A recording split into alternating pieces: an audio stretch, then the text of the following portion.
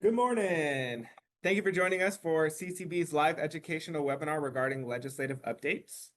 Today's date is August 14th, 2025. This webinar will last approximately 60 to 90 minutes. Joining this webinar from the CCB is myself, Jason Banales, Cannabis Program Inspector. I'm Kara Cronkite, Chief of Health and Safety. Keoki Allen, Audit Supervisor. And Liz Perez, still working out some technical difficulties, our lab supervisor.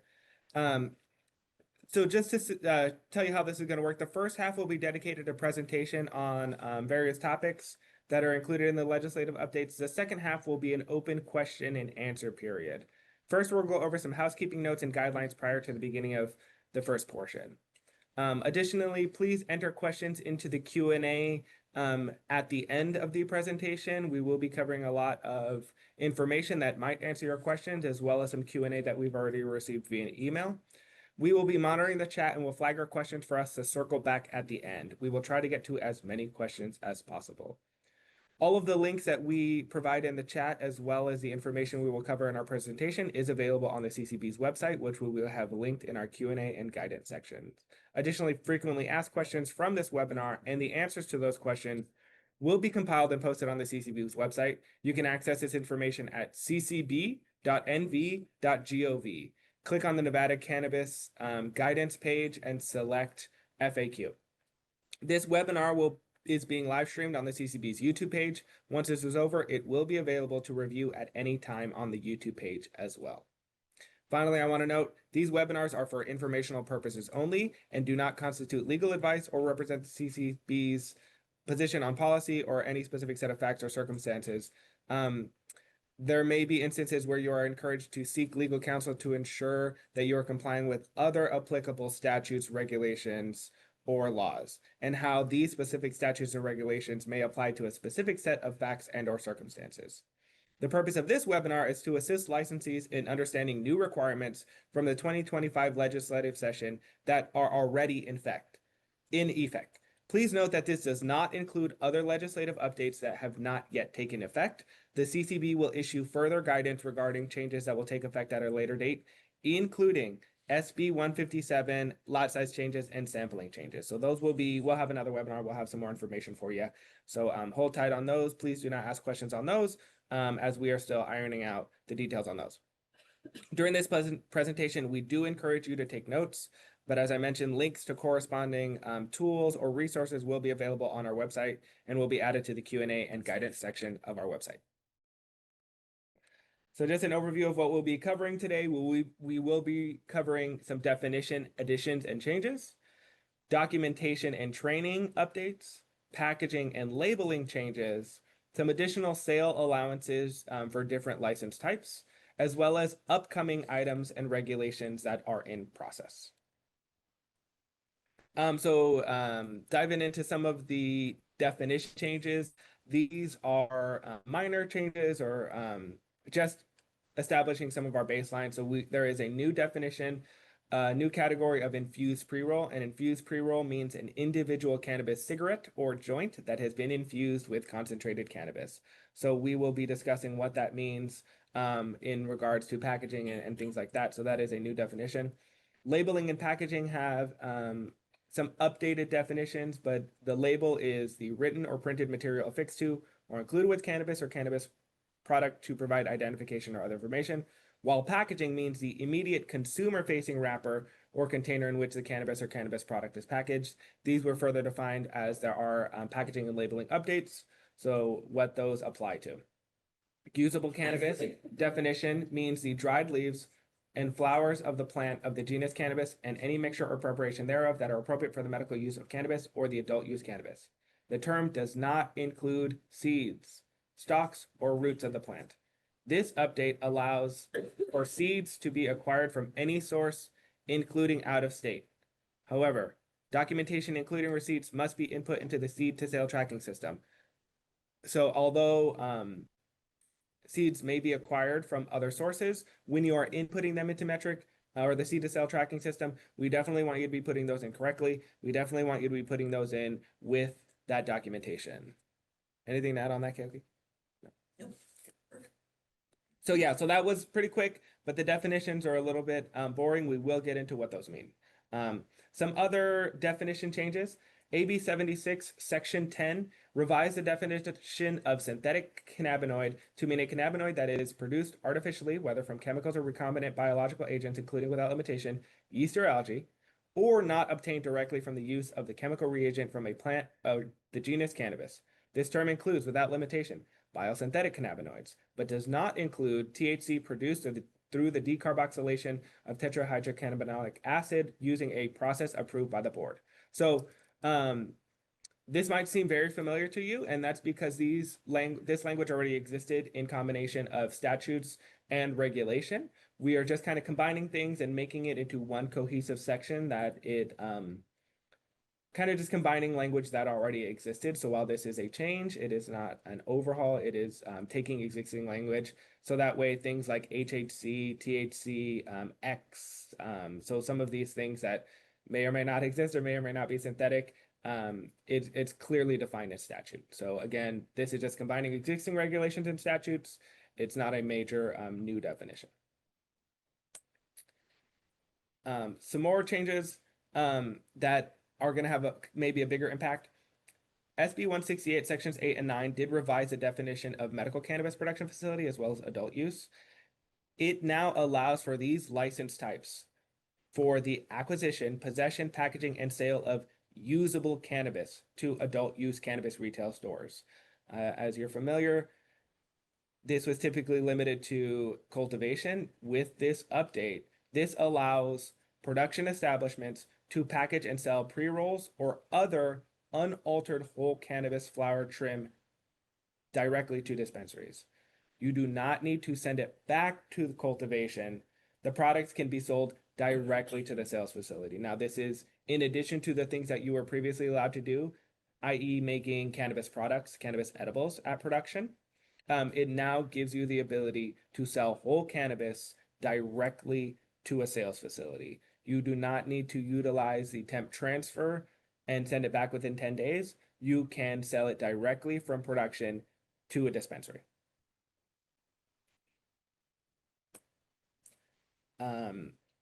AB 76, Section 39 had so those are all the definitions. We're going to get into just some of the documents and trainings.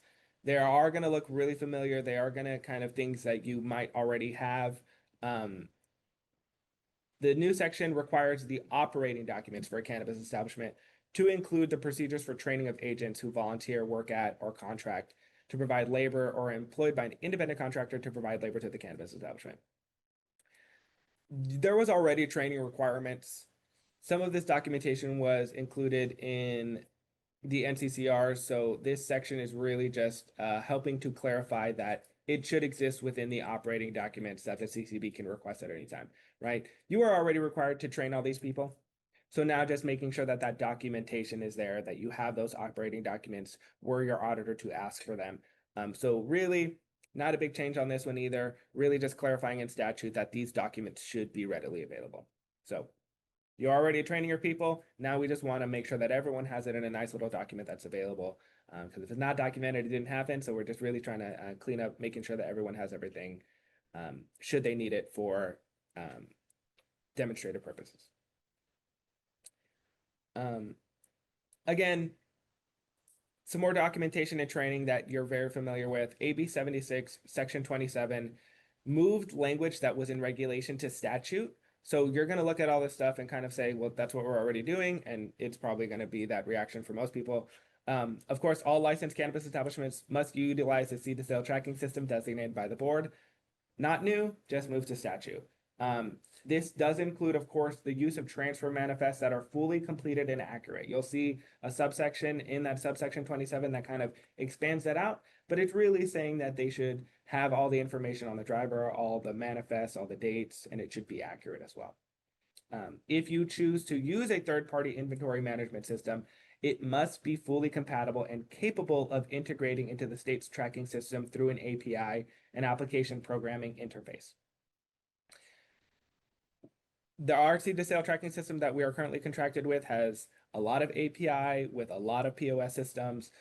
You probably weren't able to operate your business had it not been integrated. So 100% of licensees should have already have this in effect. It had just been moved from regulation to statute.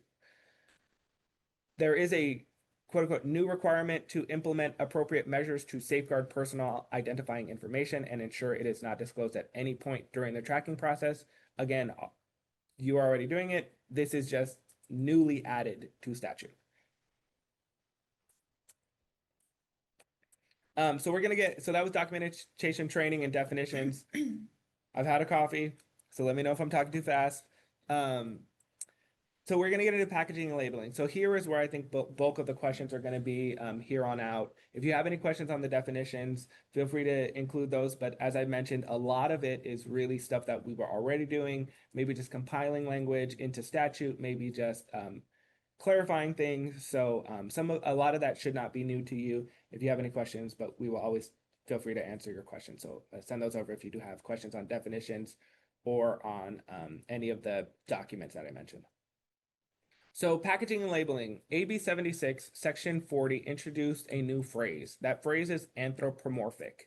So anthropomorphic cannot be on images either on packaging or advertising. So I know that we are including packaging a lot just for kind of demonstrative purposes.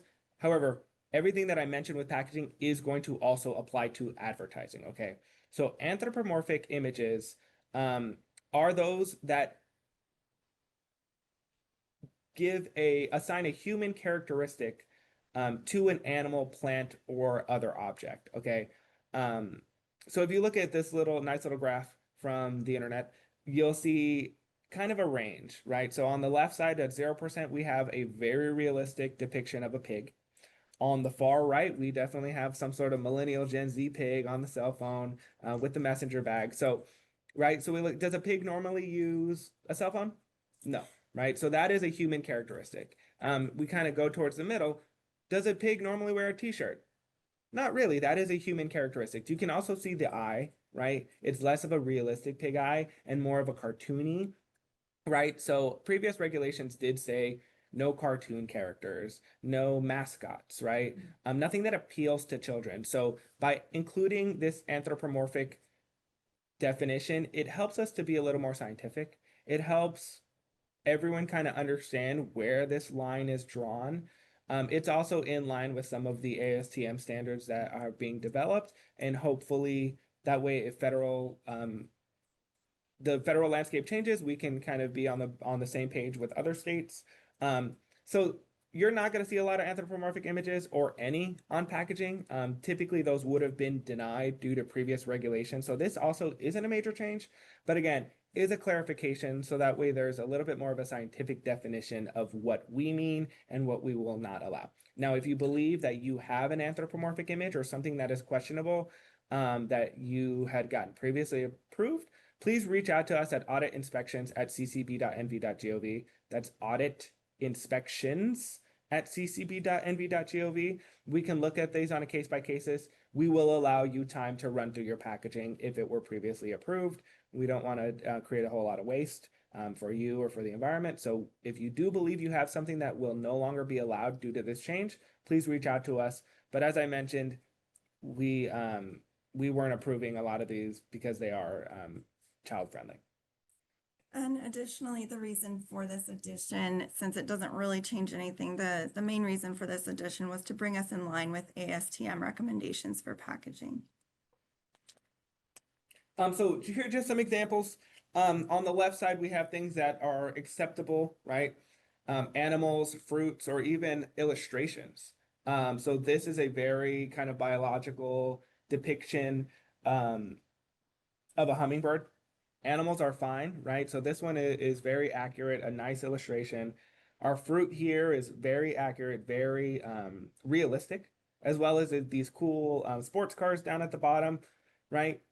Illustrations and drawings can be appropriate. We're not saying you can't have anything drawn, you can't have anything illustrated. They cannot just be overly cartoony, and they can definitely not no longer be anthropomorphic. So on the right side, we have some images of things that are anthropomorphic. We have our good old backpack. We have our smiley face and eyes on it. Same thing with the car. Same thing with our peanut butter jelly time banana. And then our cactus looking all cute with the eyes. So hopefully this drives home. Balloons were always prohibited, but here again, we have that anthropomorphic smiley face, right? Does a balloon, so if when in doubt, ask yourself, does a cactus normally wear sunglasses? No, I'm probably assigning a human characteristic to that plant, animal, or object. So hopefully this drives it home. We're not saying, never be a drawing, never be an illustration, but we definitely want to make sure that it is not appealing to children. It is not, and it is not anthropomorphic. Again, this applies to packaging as well as labeling. I do want to add a note here, though, that according to NRS 453, NRS 678B.520, edibles may not be in the shape of a person, real or fictional, animal, or fruit, right? No gummy bears, no gummy worms, no little Welch's gummy cherries, those kinds of things, because those do look like products that are readily available on the market that are marketed towards children. So if you hear anthropomorphic, think of human characteristics and then make sure that we're not using those in our packaging nor our advertising. Also included within that same section, AB 76, section 40, it clarifies that advertisements such as handbills, pamphlets, cards are considered advertising if they are distributed to the general public. So, which does not include circulated or published printed media. So this was the same guidance that was issued in 2024. Our statutes and our regulations had like a tiny little difference of the word general public not included in there. So again, this has already been in regulations. We're just cleaning up the language so that statute and regulations mirror. So now to the general public. So if you've been to Las Vegas on the Strip at night, you've probably had people trying to hand you cards. So that is being distributed to the general public. Now, if Kara's Concentrates puts out an advertisement in Weed Weekly, now that is a circulated published print media, and that is allowed, right? So it's just kind of when you're going outside to the general public and maybe you're trying to solicit and hand out cards, those cannot be carried by those are not allowed as they are carried by a natural person and distributed to the general public. If you got little business cards and you say, I have my bud tender business cards and I'm going to hand them out to my customers within my establishment. And that way, if, maybe my company has like a review thing, hey, leave me a good review, right? That's not to the general public, you're within your establishment. But once you kind of go out to the general public and you're trying to solicit these people, those are not allowed. Again, not a different change. Water is leaky. Not a change, but just clarification in statute to mirror what is in regulation. So more packaging and labeling. So this is going to be about labeling of bulk packages. So we've gotten a couple questions on these, so we want to just make sure it's very clear on what the new requirements are. This is both in SB 168, Section 10, as well as AB 76, Section 11. Wholesale cannabis cultivation and production facilities are no longer required to provide product labels on cannabis and cannabis products, except for a label or tag necessary for the seed to sale tracking of cannabis. So here we have a picture of a box with a metric tag that is about to leave the facility. They were getting ready to load it onto the truck. So this is all that is required at a base minimum. Product labels that have the information that, has all the license of where it was produced, have the strain name, have the harvest date, all of that information is now the requirement of the cannabis retail sales facility. Those are still required, but the requirements and the onus to make sure individual units are labeled, the consumer-facing label is provided, is now the responsibility of the sales facility. That is not to say that additional labeling of a wholesale packages cannot be mandated as a business decision, okay? It is now no longer regulatorily required. It is no longer required, that statute has been removed. So a sales facility may accept or reject packages based on specific business decisions, including requirements for packaging or labeling. you do not have to do business with somebody that will not individually label their units. It is not a regulatory requirement, but it may be a requirement of your business decision. It doesn't just limit it to labeling, right?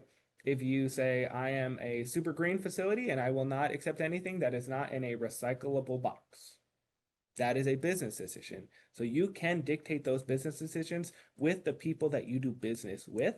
So while the base minimum is to only have, what does it say, a label or tag necessary for the seed to sell tracking of cannabis, you can require that individual units are labeled, or maybe that a bulk unit is labeled.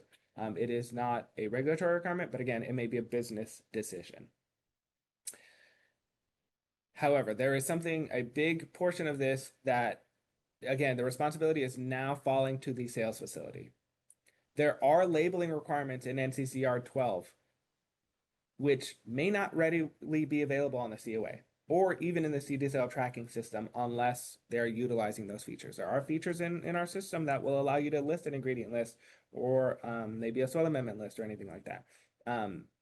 Those labeling requirements also say that gases or solvents used in the extraction process must be listed. So if you're not getting that information on a label, please make sure you're getting it in some other way. Because if you look at the COA, it's not going to tell you what solvents or gases are used on there. It'll say solvent or non-solvent. So it kind of lumps it into a bucket, but the specific gases or solvents are required to be listed on the label. So that is something that is, and so if they don't provide it to the sales facility and the sales facility doesn't include it on the label, it will be the sales facility's responsibility, and they would be out of compliance with that. Okay, so I want to make that clear. It is not a regulatory responsibility for it to be labeled in the manner from wholesale cultivation or production, but the sales facility still has a responsibility to individually label each units or provide with. But those labeling informations may have things that you need to get from that cultivator or producer, including ingredient list. For non-edibles, edibles should have it on the packaging, but for maybe a topical, right? You didn't get the ingredient list. A gas or solvent that was used in the extraction process, maybe you didn't get it. It's the sales facility's responsibility now, which can be a business stipulation. So why don't I point that out? So no, you do not have to, you can just do bulk labeling as just the seed to sale tracking. Also to kind of tamp down on some duplicity, section 14 of SB 168 says, if the cannabis or cannabis product packaging contains information required by NRS 678B520, said information can be omitted from the cannabis label provided. So here is an example of some edibles that we have. And if you look on here, it says this product may have intoxicating effects and maybe habit forming. It says on here, it has a license number up above and things like that. This product contains cannabis, keep out of reach of children. So if it's already included, you don't have to duplicate it, right? So you don't have to duplicate any of that information. It says affixed to, included with, so you can kind of piecemeal it and say, hey, I'm gonna have all my warnings on the bag. I know this product already has my warning, these 2 warnings and maybe 1 extra warning. So you are not required to kind of duplicate information. If it's already on the label, if it's already provided with affixed to, you can kind of, it will count. It will count as being provided to the consumer. So you don't have to duplicate information. That was already how we were enforcing those things. So it's just clarifying in statute. Continuing on with packaging and labeling. SB 168 section 16 as well as AB 76 section 48 refer to new packaging limits per final packaging based on the cannabis product type. Okay, so this revised the sections and it added a new category that is infused pre-rolls. Now we went over infused pre-roll definition at the beginning, but just to remind you, it is a single cannabis cigarette or joint that has been infused with concentrated cannabis. So we do have new packaging sizes. So we're going to go over them on the next slide, a chart of what everything is and some of the limits that are included in the different category types. If you are adding new sizes of cannabis products, you should probably submit a new menu item for review and approval by the board, right? So if you now can package more of something, and your production runs are changing, your SOPs are changing, maybe the amount of ingredients or as your production run sizes will affect some of your homogeneity testing. That might affect maybe some of the packaging. So if you're updating those things or your processes, maybe you're like, hey, now that I can double my size, I'm going to double my equipment. Now we have new equipment. Now we have new procedures. So go ahead. If you're going to kind of do the same procedures and now you have higher packaging limits, you're going to be able to get less packages out of those. So if you're just going to produce less packages, if it's everything is staying the same, then that's fine. But if you're going to be implementing some changes based on the new packaging sizes, please submit a new menu item. Again, what we are covering today is already in effect, so you can begin to implement packages at the new limits, okay? Please note, though, that production run size definition has not changed. That is to say, bulk concentrate packaging sizes have not changed. So production run sizes are still at 2.2 pounds or 990 point something grams. So those haven't changed. So again, the single packaging limit has changed, okay? So that, so I keep saying the single packaging limit because there are other limits that exist. And there are new limits that are introduced by the inclusion of this infused pre-roll category. So before we get into that chart, I just want to kind of clear up some of the limits and some of what measurements are, right? So firstly, we have net weight.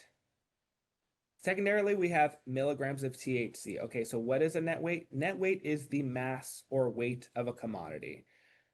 Sure, you've all heard of shrinkflation, and so that you see people getting the cereal.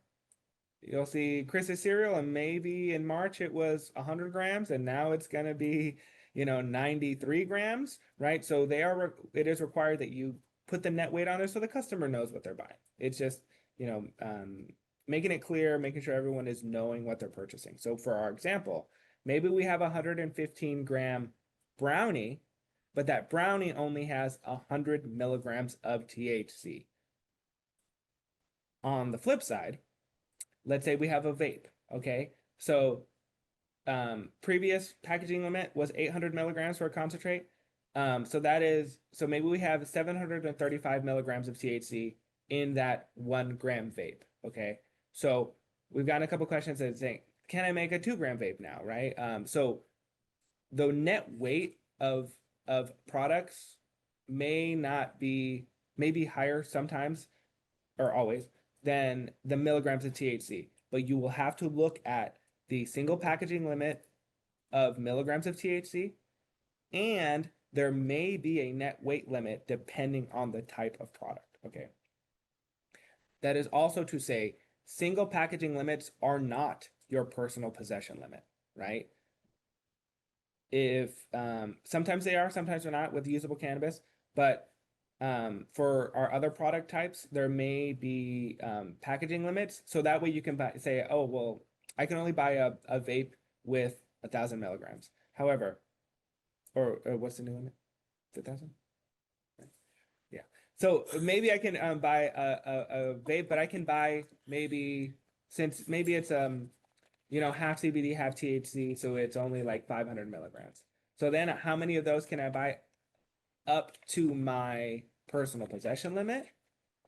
We have a chart posted on our website because if you're like, hey, I'm buying a couple pre-rolls and I'm buying some vapes, how much can I buy interchangeably? We have some Q&A at the end to kind of help define that as well. But really, your personal possession limit is how much you can hold on your person. But the single package limit is how much a producer or cultivator can put into one packet. 3,500 milligrams. 3,500 milligrams of THC. Thank you. The new one. See, we're still learning too. The transaction limit is a separate limit that is defined in NRS 678B 550, and it says a cannabis sales facility shall not sell to a person in one transaction more than 2.5 ounces of usable cannabis or more than 1/4 of an ounce of concentrated cannabis. Okay, so transaction limit, personal possession limit, and single pack limit, all different things. And some of those package limits might include net weight and milligrams of THC. So to kind of dive into what those are, we have this beautiful little chart here. So again, can you see? No, you're good. Okay. Our usable cannabis is at 2.5 ounces. Okay, so these are, again, our definition is the dried leaves and flowers of planted the cannabis, any mixture preparation thereof, which is unaltered whole cannabis flower, what you might call your popcorn, you might call your trim or shake. We have our concentrate, which is concentrated cannabis, right? What is the extracted or separated resins, whether crude or purified, that is now bumping up to 3,500 milligrams of THC. And we did receive a question, could we have a 2-gram vape now? So you could have 30, yeah, so do you want to go over that one now? Yeah, so like, for example, you could have a 3.5 gram vape. Yeah. So yes, that is in effect. Again, production run sizes hasn't changed, so you're gonna probably have less units per production run. But you can have up to 3.5 gram vapes. Now, say you have some terpenes in there that you're adding that have been approved, that are naturally botanically derived, all that jazz. So it brings up your net weight a little higher than the 3,500 milligrams. That 3,500 milligrams of THC is solely based on the potency. And I'll show you a picture of a COA so we can kind of work that out together during the Q&A section. So yes, you can have a 3.5 gram vape. It could be a little higher if there are other things in there bringing it higher than that, right? You're not going to have 100% THC, 100% potency THC. So you're likely to have higher than that. But if you have 100% potency THC, call us because we'd love to find out how. The next one, capsules or pills. Again, small soluble case that can come in a powder, liquid form, or dissolvable tablet. That is now 100 milligrams of THC per serving, so still the same, but 1,000 milligrams of THC per the final package. That is bumped up from 800. Tincture, a non-edible tincture, so a sublingual or mucosal application designed to be taken under the tongue or cheek. Those are also up to 1,000 milligrams. We're kind of bumping up all the 800s to 1,000. So like a sublingual tincture or a mucosal tincture pouch. Edibles, y'all know what an edible is, presented in the form of food stuff for oral consumption, which can include oral tinctures that are meant to be swallowed. Baked goods, chocolates, gummies, hard lozenges, those kinds of things. Still 10 milligrams of serving. Those didn't change, huh? Those did not change. Those did not change. So edibles, keep it the same. Topicals. Topicals did also increase. However, the percentage, I believe, stayed at 6%, or the 2,500 milligrams has increased to 2,500 milligrams. So that is an or, so whichever is lower will be your cap. So that includes topical tinctures, lotions, creams, so like topical oils, things like that. Suppositories, transdermals is following similar to our pills and capsules in that the unit will still be capped at 100 milligrams of THC, but the final package can go up to 1,000 milligrams. So great example, if your suppository now was always 100 milligrams, and you only made, 100 units of that, or maybe you made 80 units, because then you could do, 8 packages. Now, if you're going to be putting 10 units in each package, and you're saying, well, now I have to increase my production run equipment and things like that, that is a change that should be submitted. So unless you're kind of just using the same process and you're just going to make less packages utilizing the higher final package limit. But if you are making changes to that SOP, please submit that as a menu item. And again, these are patches or cone-shaped like pills that are inserted into the body. Other things are other cannabis product that is not readily defined in any of those other sections. That has been bumped up to 1,000 milligrams from 800 milligrams. So really the only thing that kind of falls into this category is infused flower, infused shake, infused trim. So if you right, your moon rocks, things like that that are flour or usable that is also infused with some sort of concentrate, whether that be distillate, keef, or both. So our last category type is the new one that was introduced by SB 168, Section 2. It is an infused pre-roll, and as we've mentioned, it is an individual cannabis cigarette or joint that has been infused with concentrated cannabis. Now here is why I'm bringing up net weight.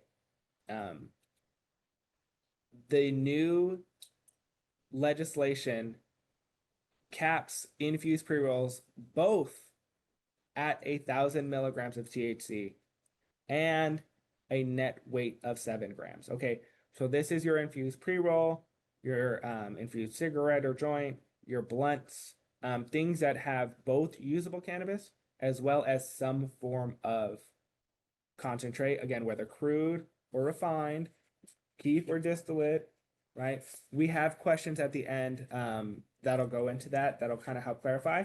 But yes, it is an and. So again, whichever is lower. So that was all kind of packaging and labeling. We're going to get into some of the new what is allowed and prohibited by sale for license types. SB 168, Section 13.5 allows for licensed cannabis establishments to acquire, possess, transfer, supply, or sell branded merchandise, paraphernalia, and cannabis seeds, among other items, to persons located within and outside of the state of Nevada. So we have allowed merchandise and paraphernalia to be sold.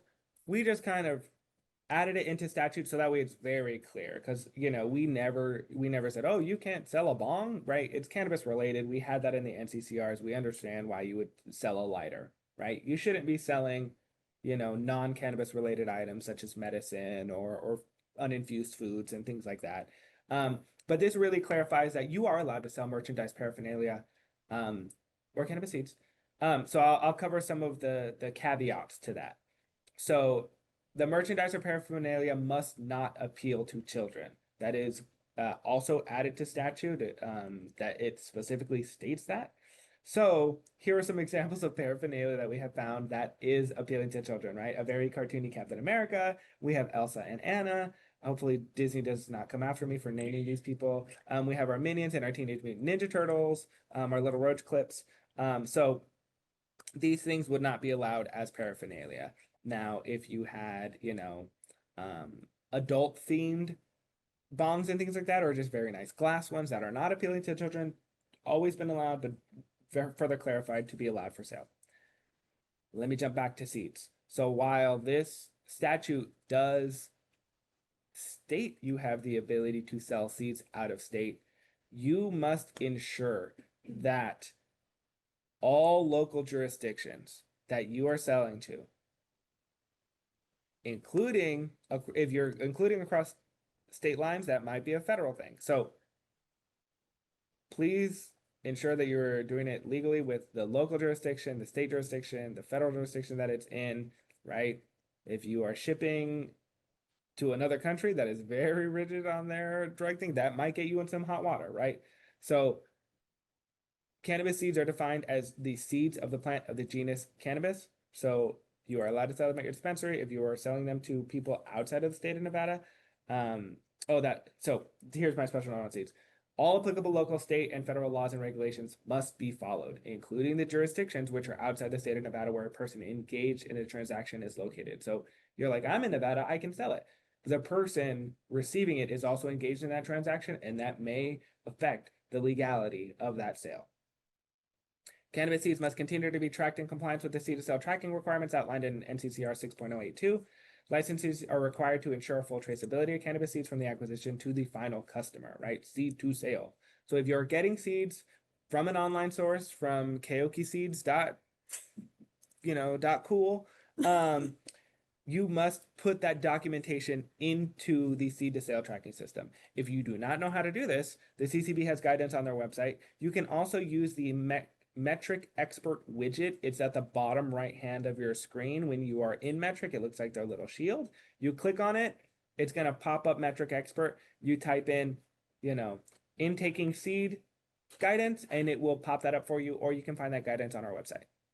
And in addition, with the changes, removing seeds from the definition of usable cannabis. They're no longer required to be acquired from a medical patient or another cannabis establishment. We had concerns that maybe this would turn it into the definition of hemp. But what we discovered was that it actually falls under the definition of agricultural hemp seed. You can find that definition in NRS 557.110. So this would not require a hemp handler or hemp grower certificate. Thank you. So those are all the kind of the things. There are things in there that are that the CCB will be is required to promulgate regulations, but of course we do not make regulations without talking to y'all and getting your input, because you have very valuable input that we need. So SB 168 requires the board to adopt regulations setting forth procedures and requirements for the issuance of a hold order for cannabis or cannabis product. Being a regulation, it will be developed using a public workshop process required under NRS 233B. So stay tuned for future notices about upcoming workshops where your voice will be heard. If you can't make those, we always take written public comment. We always take it very seriously. We will look at everything that is submitted, and we make sure that it is incorporated or that we're taking into consideration those things. But we will continue to reach out immediately for any products placed on hold, in addition to notifications sent out by Metrc. So once something is put on hold, you get an automatic notification by Metrc. However, our staff will be sending you a separate email, kind of listing those things out just for your convenience in the email. So that way you can immediately route that if you're the point of contact, but you don't do it. You have an inventory manager that is on site that can handle that quicker. So we will continue to do that. We will continue to notify you via email as well as through Metrc, but stay tuned for those upcoming regulations. More regulations that are upcoming. AB 76 sections 29 and 30 require the board to develop regulations for procedures and requirements regarding instances of substantial hazards to public health at a cannabis establishment.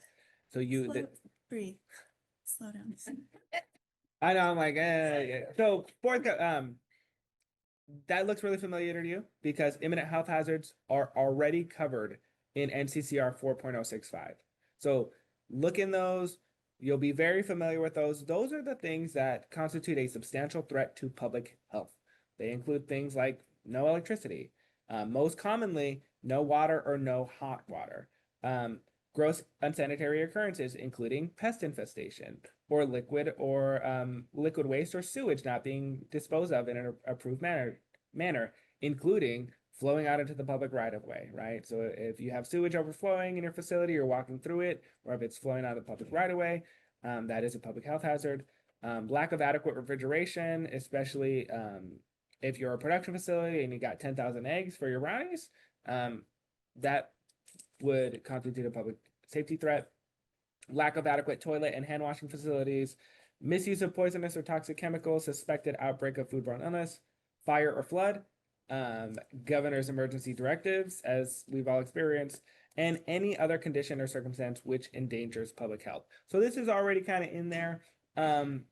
There are many, many regulations about this for restaurants, for state health departments, for local health departments. So this is not going to be anything off the wall, but does give us the authority to write regulations that will just kind of be fleshed out for how we are going to process this. Now, currently included in NCCR 4.065 subsection 2 states, if a cannabis facility becomes aware of any such condition listed above, independently and not through a board's agent, it must report said hazard to the board and board agents within 2 hours of the hazard discovery.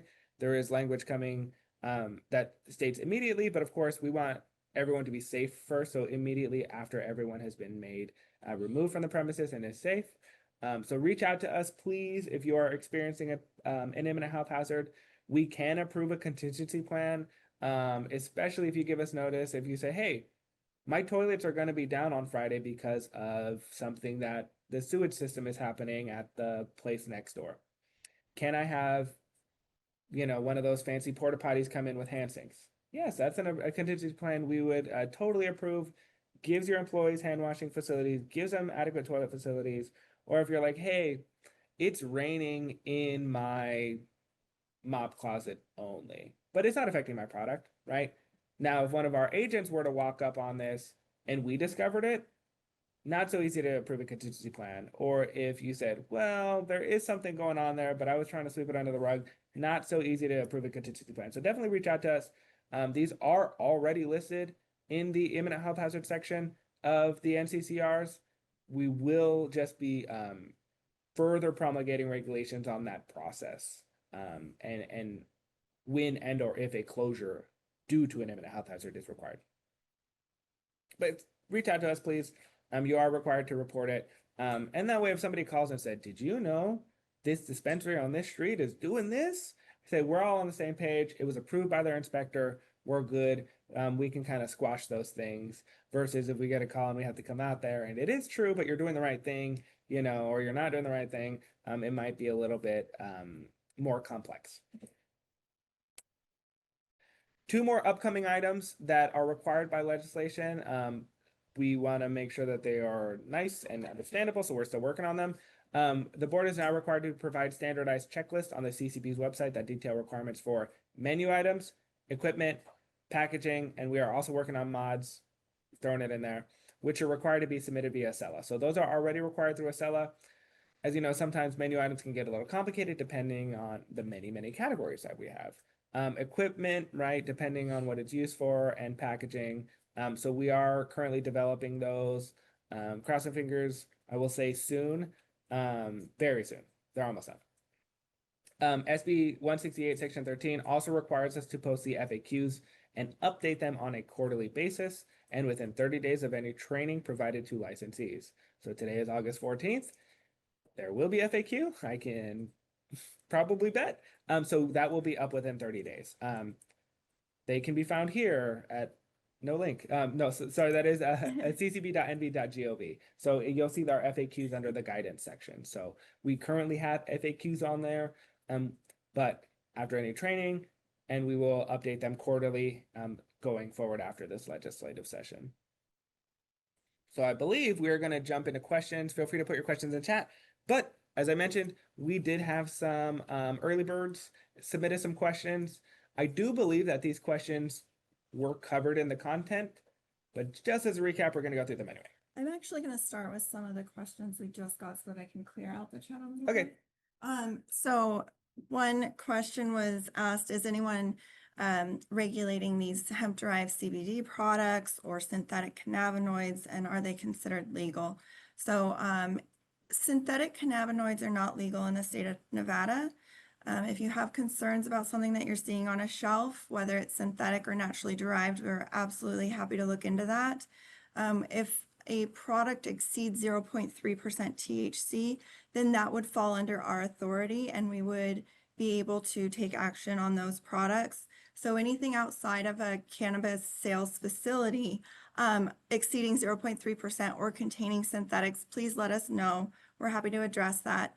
As far as the hemp-derived products, they were regulated and the authority was under the Department of Public and Behavioral Health. However, as of this legislative session, it was moved to the Department of Agriculture. So I cannot speak to what their plans are for regulation or how they'll be enforcing those, but I'm sure that that information will be coming soon. Someone asked, can we use emojis on social media? That is not something that we had thought of. That's a great question. Yeah, it is a great question. This would be reviewed on a case-by-case basis. If you're unsure, if you can always submit to us for review. So that goes for emojis or any other image. If you say, hey, would this be considered anthropomorphic or a cartoon? You're more than welcome to submit to us at the CCB to auditinspections@ccb.nv.gov, and we can give you a clear, definitive answer so that you feel safe in your advertisements. We were also asked, is social media public? So it depends. Are you posting a social media advertisement? That would be considered a public advertisement. So yeah, so I think maybe if you're talking about NRS 678B520 that says handing out pamphlets, bills, or other materials to the general public. So that's talking about a physical, I'm handing you something. So yes, a social media post is beholden to advertisement restrictions, but the handing out to general public is specifically about pamphlets, handbills, and things that are carried by a physical person. So your advertisements should be compliant and have those warnings and not be appealing to children. But in terms of distributing to the general public, that was specifically about physical media. And someone asked, please clarify what you said about business cards. They aren't pamphlets or handbills, so should be able to be given out to anyone. Otherwise, the entire industry would be prevented from having business cards. I don't think that's what you meant, but the way it was stated in the webinar was maybe a little overbroad. So business cards are not considered advertisements unless you actually put an advertisement on your business cards. Yeah, so if it says, hey, I'm a bud tender at, Blue Dispensary, and here's my contact information, it has my email and it has my thing. Now, if you're handing out business card size coupons, right? So a business card with your business information, not necessarily just the shape and the, so yeah, sorry for confusing you on that. Definitely meant like a business card sized coupon with your location and your address, and it says first time users get 100% off, and you're handing those out. That's an advertisement, a pamphlet or handbill. So definitely, if it's just your name, your company, your email, your phone number, a legit business card, that's not what we mean, because that's not an advertisement. Should it have a coupon and legit advertisements on there? That's what I meant. Thank you for that. And we got two questions regarding consumer facing labels. Someone wanted us to remind everyone that the consumer facing label can be affixed to or included with the package. So if you're just putting it into like say an exit bag or something, that would be acceptable. It doesn't necessarily have to be affixed to the product. Also, someone asked us this eliminate exit labels. I think they're asking about the consumer facing labels. Those are still required under 12.040 and 12.045. The cannabis sales facility is still responsible for ensuring that that information is available to the consumer. We'll let you build us more questions. We will jump into some, because we have I got a couple more real quick. Also, given that the product packaging does have child resistance, opaque packaging, which meets all the requirements, can we eliminate exit bags and switch to paper bags? I do want to clarify this. We've clarified it several times. We do not necessarily require an exit bag if the product itself is packaged in a container that is child resistant for multiple openings. So for example, if you put all your pre-rolls into a pill container and that top can be removed and then reclosed as childproof, you would not need to put that into an exit bag. Okay, go ahead. Thank you. So here, I'm going to start out with a non-answer. So we've gotten a couple questions for lawful transactions, including marijuana, concentrated cannabis. So in NRS 453, it says that, you're exempt from prosecution, because it doesn't say cannabis is completely legal. It says you are exempt from prosecution in the state of Nevada for actual and constructive possession. Now, what does possess mean this? Does constructive possession include this? And will the law enforcement come after me if possession refers to actual possession? Could an establishment, and for unlawful possession, what are the prohibitions and penalties on those?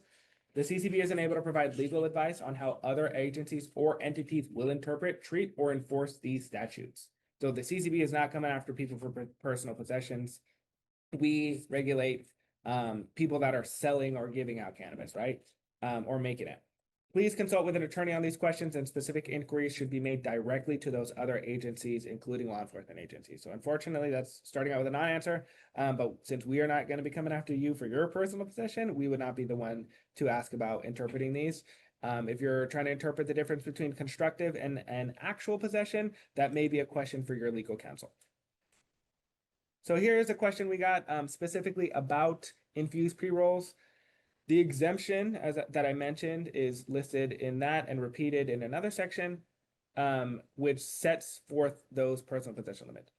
As 7,087 milligrams of THC is not explicitly stated in SB 277, it appears that the board, authorized under SB 277, set this THC cap for transaction and possession.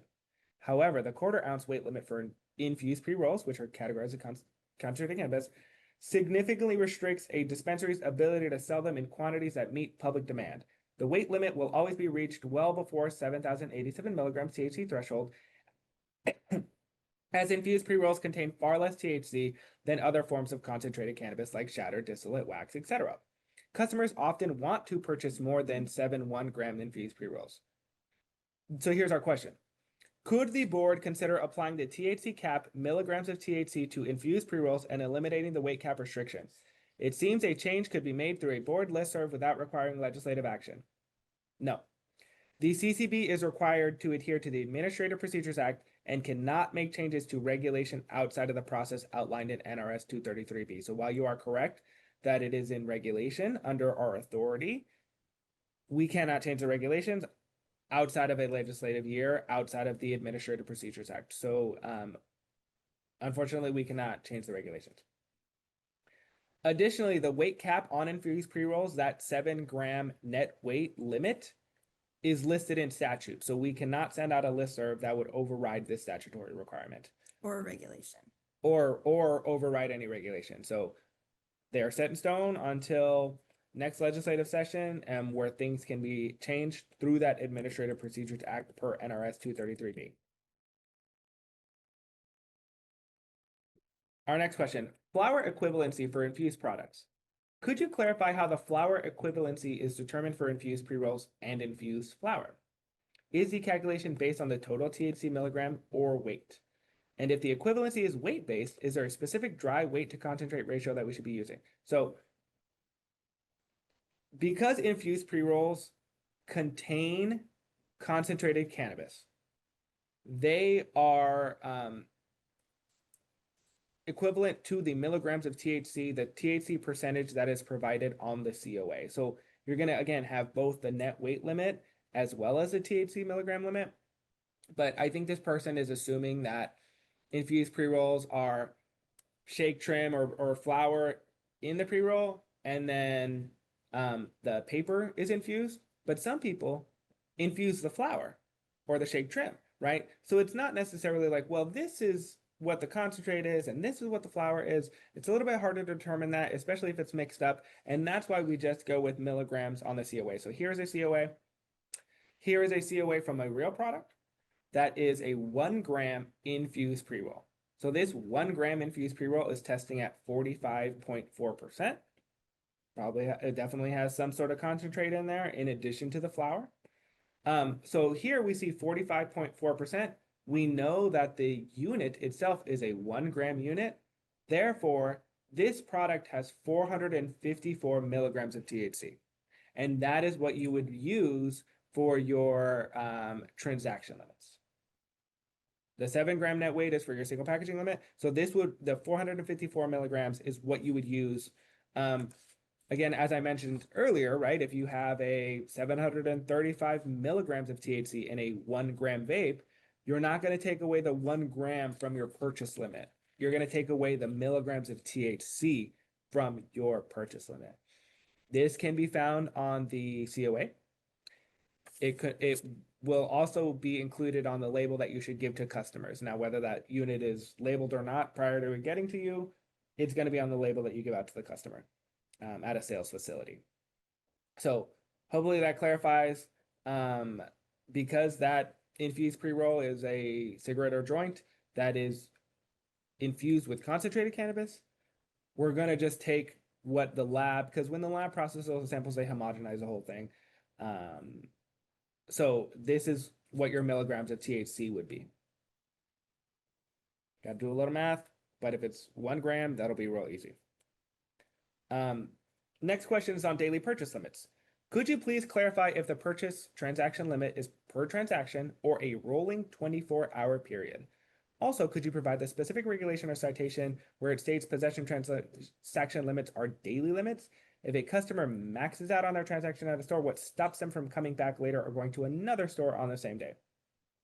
So I know you've been in the industry a long time, and I know because the rolling 12 days was like a rolling 12 days. That was back in the medical days.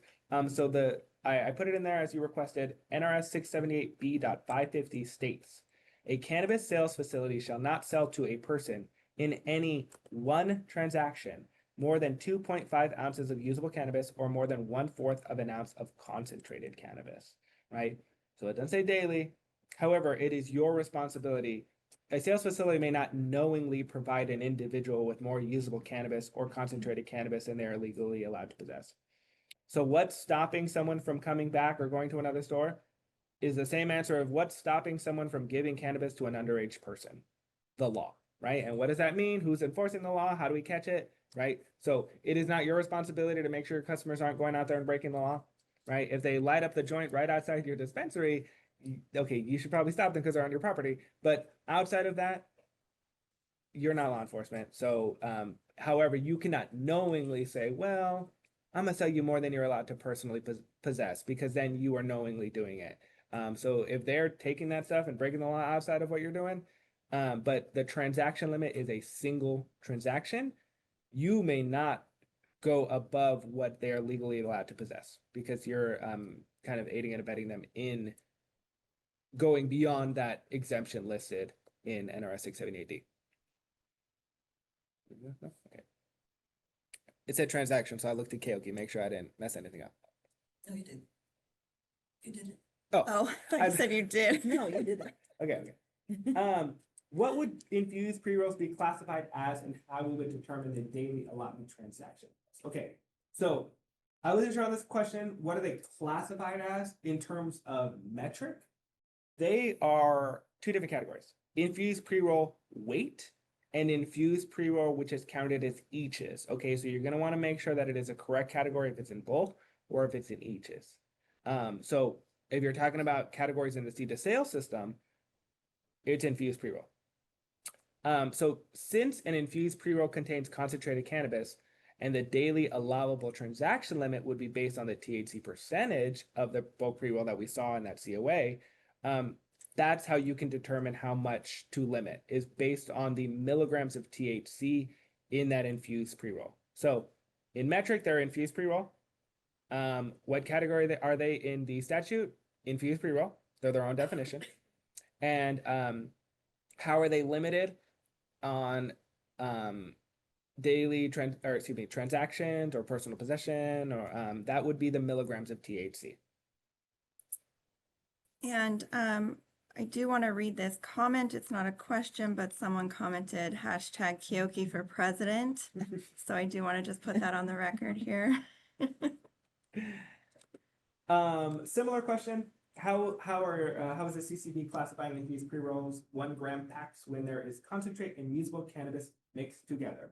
So I know that it is made up of two things, but it is its own new category. Infused pre-roll. And then again, infused pre-roll means an individual cannabis cigarette or joint that has been infused with concentrated cannabis. So an infused pre-roll contains concentrated cannabis and then again is calculated by milligrams of THC. So I feel like I'm repeating myself. But those are the questions that we got. And I kind of went into this one a little bit too with my examples, but if a concentrate's milligrams is less than 1,000, which it will always be because nothing is 100%, would we be able to go off adding up the milligrams to determine the limit, or should we just use a 7-gram rule as stated? Okay, so an infused pre-roll contains concentrated cannabis and is calculated by the milligrams of THC. That 7 gram is the net weight of the single package limit. If there are other items in the transactions that are usable cannabis, so like if you have leftover allotment, the conversion chart for determining potency can be found in guidance section of our CCB website. It looks like this. This is a little cleaned up because we had the new and the old on there, but so this was effective at January 1 after 2024, after last legislative session. And here we can see, so right, so if I'm buying 0 ounces of usable cannabis, well, then I can buy 7,087 milligrams of concentrated of those milligrams of THC in a concentrated cannabis product. Now, if I buy 2 ounces of cannabis, that really only leaves me 1,423 milligrams of THC that's purchasable up to my possession limit. So the higher you go on usable cannabis, that means the less allotment you have for concentrated milligrams of THC in concentrated cannabis. So, as one goes up, one goes down. If you're buying it all unusable, then that means none in concentrated. So hopefully that helps clarify. I think we have another question similar. When using the CCB provided flower equivalency chart for allotment for usable cannabis, is the leftover milligram calculated by THC potency or usable weight? So if you are purchasing regular uninfused cannabis flower, the allotment is weight-based. If you are purchasing infused cannabis flower, the allotment is based on the total amount of THC. So the remainder of what you're allotted is based on the type of product you intend to purchase. So if you buy 2 ounces, well, what's the rest I can buy? Well, are you buying flour? Because then you can buy half an ounce of flour. Or are you buying products in which you will be able to buy 1,423 milligrams of THC? So it Depends on what you're it depends purchasing. on what you're purchasing. Yeah. You don't have to max out every time, I tell myself this when I go to Costco, like you don't have to buy it, So so it just depends on what you're going to purchase and how you're going to calculate that. But if it's an infused pre-roll, it would be based on the milligrams of THC as we mentioned. Back to labeling. And then someone asked if you can show the previous table one more time, please. This one? Yes. This is on our website, as I mentioned. I definitely Maney, the amazing Maney, has cleaned it up a little bit, so I think we'll hopefully get this new one on there. But it's the same thing as the old one. We just remove that middle column.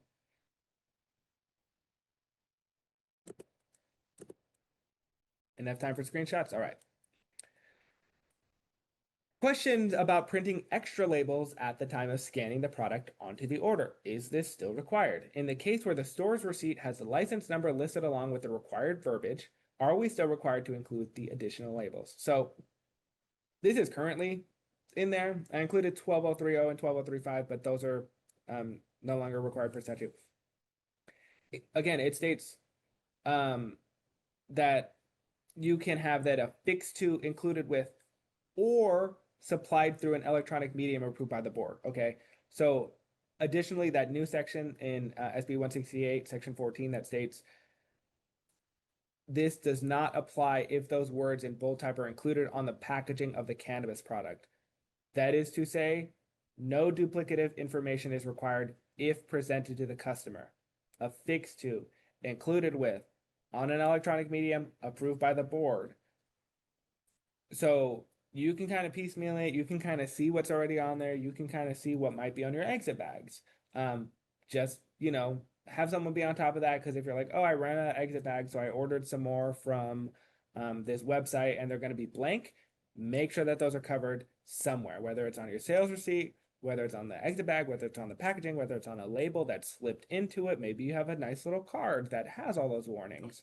You don't have to kind of reprint them. So that's already kind of allowed per the NCCR by giving you that flexibility of affixing to, including with, or providing on an electronic medium.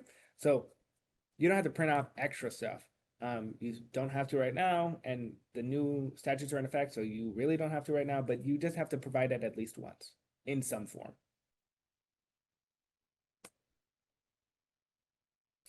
Why are products that are infused with concentrate not required to list the actual weight of the concentrate with the product? For example, a 1 gram infused pre-roll, how much of it's flour, how much of it's wax concentrate cannabis product. It's not clearly labeled on the product, and without that info, I believe we're pulling the correct gram allotment. These products should be pulled as dry weight for the dry weight of the product and the concentrate weight based on the actual concentrate product. So kind of mentioned that earlier. I think this is the one I was confusing with the other one. That's assuming that it's not mixed in. Some infused pre-rolls do have the concentrate mixed into the flour. So how are we going to, right? The only way to scientifically figure out how much milligrams of THC is in there is looking at the COA. So your allotments will be based on the milligrams of THC for infused pre-roll. I do want to clarify that for concentrates and for infused pre-rolls, under NCCR 12045, it does require a labeling of the net weight as well as the milligrams of THC. So if we're seeing products out there without the net weight, let us know. Now, if it says 1 gram pre-roll on there, that counts as the net weight. So it does need to be labeled on there with the net weight of some kind and the milligrams of THC. So that is currently required.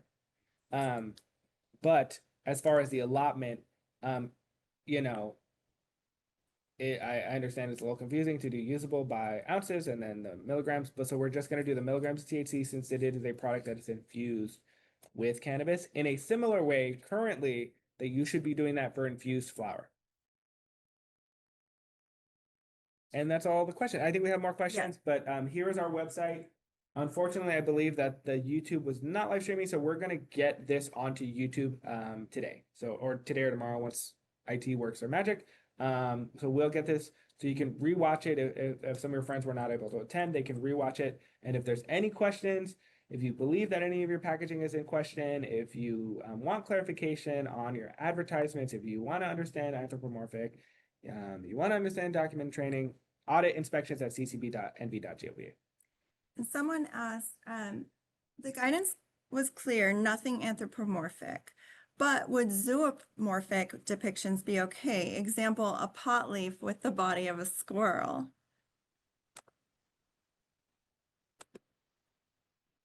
No, that would not be allowed. That would be considered anthropomorphic as well, or, you know, cartoon. Like Jason had stated earlier, does a pot leaf typically have the body of the squirrel? Derek's going to jump in, Yeah, actually. Derek worked on these ASTM standards, so he knows this well. Yeah, I think that would fall under the cartoonish, a cartoon character, even though it's not one that's in a well-known movie or video game or show. That is not a realistic depiction and would most likely not be approved based on our cartoon language, our existing cartoon language. Big answers.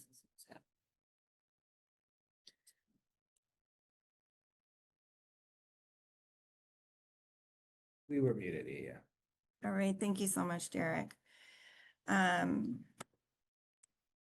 Someone says, are the delivery limits still the same since the CCB sponsored bill did not include the revision? That's correct. Those delivery limits have not changed. We have draft regulations in review that were workshopped over a year ago now that we are waiting for approval on to change delivery limits. And so those may or may not be coming. However, they were not addressed during the legislative session. Thank you for that question. One more question. Does remediation with X-ray require a Redura symbol on the packaging? The answer is no. So that was proposed during a workshop for regulatory changes, and it did not go through as written. That language was workshopped several times, and the proposed language is also with LCB in review to be approved.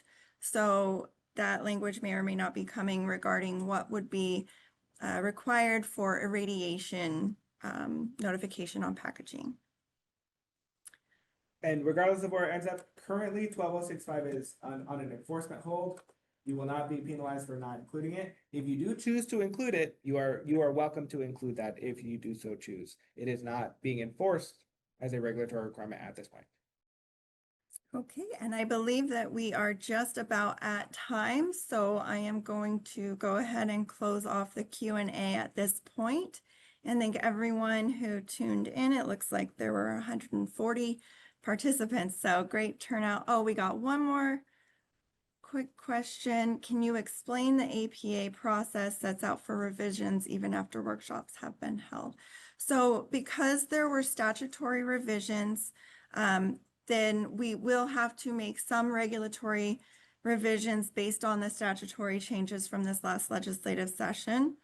Those will be workshopped prior to being enforced. So you will all be invited to and welcome to participate in our regulatory workshops. And that is NRS 233B. If you would like to read that NRS, and it kind of outlines some of the requirements of the agency.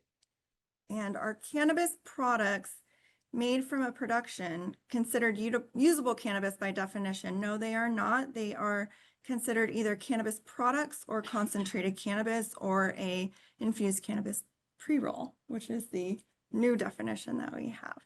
So no, so yeah, that clarification definition for your license types allows you to sell usable cannabis. So go back to that chart that I was showing earlier. I guess I could go back to that chart.